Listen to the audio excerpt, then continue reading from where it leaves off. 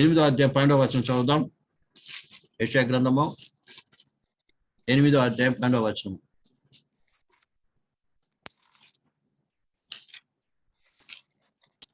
ఈ ప్రజలు బందుకట్టు అను చెప్పున్నదంతయు బందుకట్టు అనుకొనకుడి, వారు భయపడు దానికి భయపడకుడి, దాని వలన దిగులు పడకుడి. సైన్యములకు అధిపతు యెహోవాయే పరిశుద్ధుడు అనుకొనుడి. మీరు భయపడవలసిన వాడు ఆయనే, ఆయన కోసమే దిగులు పడవలెను. చాలండి, ఇక్కడ చక్కగా క్లియర్ గా రాయబడి ఉంది. ఏంటంట, ఈ ప్రజలు ఇంకా ముందుకు 11 చదివినట్లయితే ఈ జనుల మార్గమున నడవకూడదని యెహోవా బహు బలముగా నాతో చెప్పి ఉన్నాడు, నన్ను గద్దించి ఈ మాట సెలవిచ్చుచున్నాడు. ఏముందండి, దేవుడు అంట ఏం చేశాడు, ఈ జనుల మార్గములో ఏం చేయకూడదు, నడవకూడదని యెహోవా బహు బలముగా నాతో చెప్పి ఉన్నాడు, నన్ను గద్దించి ఈ మాట చెప్పి ఉన్నాడు. హల్లెలూయా. ఇందులో చాలా మట్టుకు దేవుని నమ్ముకున్న ప్రజలమైన మనం ఏం చేస్తామండి, ఏం చేస్తాం, లోకస్తులు ఎలా నడుస్తున్నారో అలాగే నడుస్తాం. అలాంటి కోరికలే మనలో ఉంటాయి, అలాంటి ఆశలే మనలో ఉంటాయి, ఆ రీతిగానే మనం ప్రవర్తిస్తాం. అన్ని లోకంలో ఎలా మనుషులు చేస్తాం అలాగే మనం ఏం చేస్తాం, నడుస్తూ ఉంటాం. కానీ పరిశుద్ధ లేఖనం ఏం చెప్తుందండి, ఈ జనుల మార్గంలో, ఎందుకని ఈ జనులందరూ కూడా ఎటుపోతున్నారండి, నరకం వరకు, నాశనం వైపు వెళ్తున్నారు. నీ మార్గం ఈ లోకసమైన వారి యొక్క మార్గం కాదు. నీ మార్గం ఏంటిది, పరలోక మార్గం. అర్థమైందండి, అందరి మార్గం ఏంటిదండి, అర్థం చేసుకుందాం. అందరూ వెళ్ళే మార్గం వేరు, నీ మార్గము వేరు. నువ్వు మారు మనసు పొందావు, మార్గం వరకు ఏంటండి, పోతు నువ్వు వెనక్కి తిరిగి రావటం. ఉదాహరణకి అండి, విశ్వాసం ఎవరు తెలుసా, ఈ లోక ప్రవాహానికి ఎదురు వెళ్ళేటువంటిది, కొట్టుకుపోయేది కాదు. బహుశా చేపలు చచ్చిపోయింది అనుకో, అది కొట్టుకోపోద్ది. ఇదైనా పేరుకు చేపలు, అలాంటి వరకు ఉన్నారు. ఏంటి, పేరుకు మాత్రం ఏంటిది చేపలు, కానీ ఏ స్థితిలో ఉన్నారు, జీవించుతున్న పేరు మాత్రం ఉన్నది కానీ ఎవరు అలాంటి స్థితిలో. అలా లోకంతో పాటు కొట్టుకుపోతారు. వాళ్ళు నోరు తెరిస్తే లోక మాటలు, లోకాశలు అన్ని అవే ఉంటాయి. లోకంతో వాళ్ళు కూడా వెళ్ళిపోతుంటారు. ప్రేమ బాగా అర్థం చేసుకోవాలి. కాబట్టి ఈ లోకస్తులతో పాటు మనం ప్రయాణం చేయడానికి మనం ఎవరమో, లోకస్తులమో కాదు, లోకం నుంచి వేరు చేయబడిన వ్యక్తివి. నీ మార్గము పరలోకము.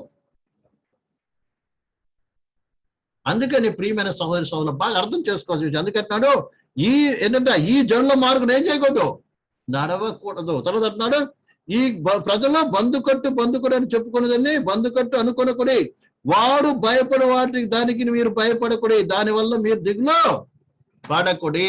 హల్లెలూయా. ఎప్పుడున్నాడండి, వారు భయపడేదానికి మీరు భయపడొద్దు, వారికి దిగులు పడేదానికి దిగులు పడొద్దు. మనం అనేక సార్లు ఏం చేస్తాము, లోకస్తులాగా మనం దిగులు పడతా ఉంటాం. అయ్యో ఏం చేయాలి అని. వాళ్ళు దిగులు పడేదానికి నువ్వు దిగులు పడితే నువ్వు వాడు ఒకరే.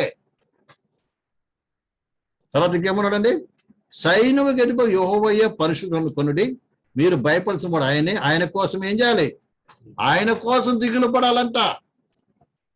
అయ్యో ఈరోజు డబ్బు లేదే, ఈరోజు అది లేదే, ఇది లేదని దిగులు పడొద్దు. రేపు భవిష్యత్తు ఏమిటి అని దిగులు పడొద్దు. అర్థమైందండి, దేని గురించి దిగులు పడొద్దు. దేని గురించి దిగులు పడాలి చెప్పండి, ఆయన కోసం దిగులు పడాలంటే. ఆయన కోసం దిగులు పడాలంటే ఏంటిదండి చెప్పండి.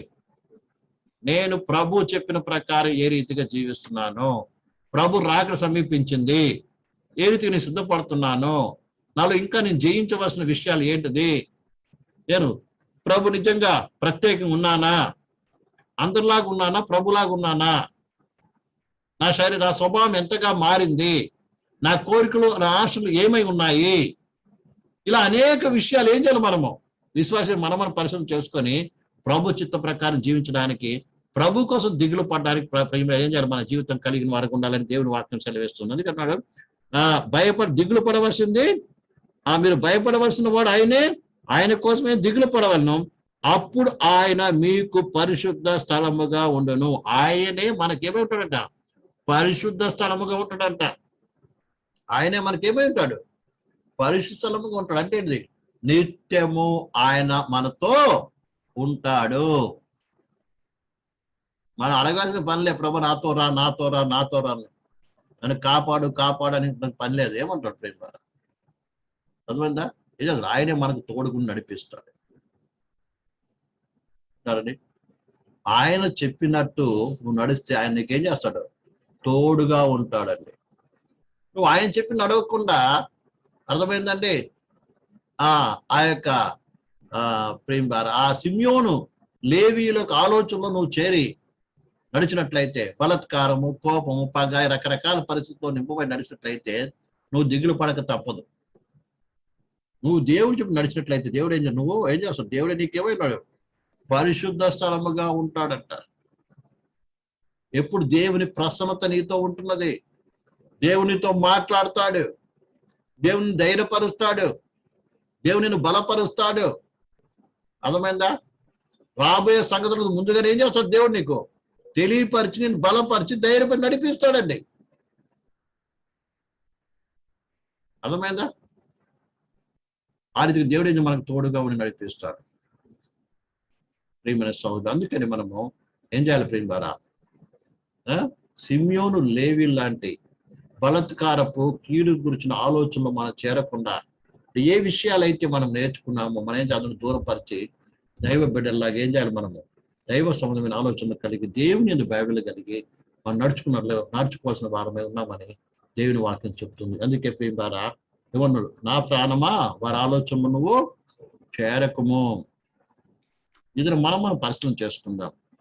మనం ఒకవేళ సిమ్యోను లేవీల వల్లే వారి ఆలోచనలు చేరుతున్నామా, లేదా దుష్టుని యొక్క ఆలోచనలో చేరుతున్నామా?